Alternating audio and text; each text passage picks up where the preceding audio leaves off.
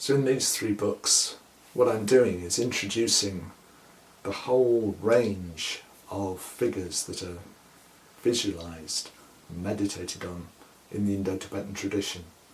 So I cover all the main figures. So you can take it as a bit of an encyclopedia that you can explore and look up.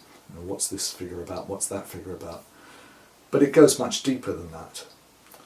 Buddhism, in helping us unfold our potential, speaks different languages. It speaks the language of reason, but it also speaks the language of the heart, and it speaks the language of symbols as well.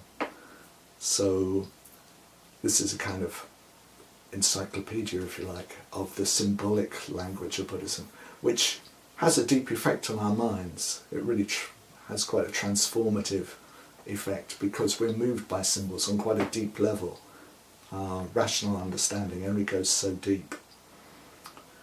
So each of these figures, when you come upon them, is like looking in a mirror. It's showing you something about your deep potential. And it's not just showing you something about it. Through dwelling on that figure, you can unfold that potential.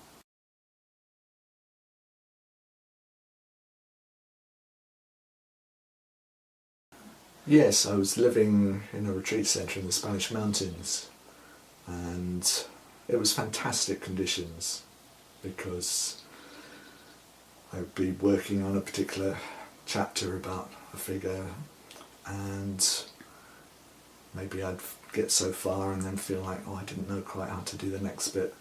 So I'd just go out into the sunshine, and I was surrounded by the mountains, and I'd just do the mantra of that particular figure and just walk up and down and dwell on it. And at a certain point, whatever the block was that was stopping me doing the next bit would just clear, and I'd go back and carry on. And I could just immerse myself in that world. And I still look back on it as one of the best bits of my life, really. Just living in that whole world with these extraordinary figures, which are so beautiful.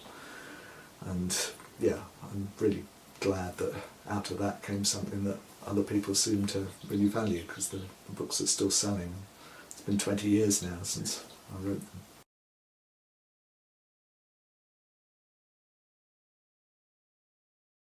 Well, I think the ideal attitude would be a combination of openness.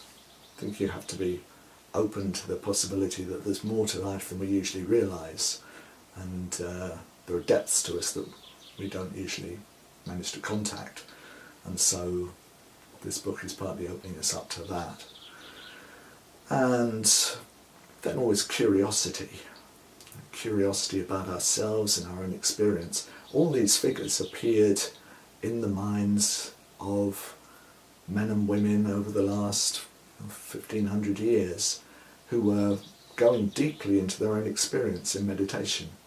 So we need to be curious on our own level about our experience. And then there's curiosity about how these figures will translate to the West. I mean, they can seem quite strange and different, but actually they're all about qualities which we all have. It doesn't matter whether we're Easterners, Westerners, or what. Faith and devotion would be good, but that might be a big ask to start with.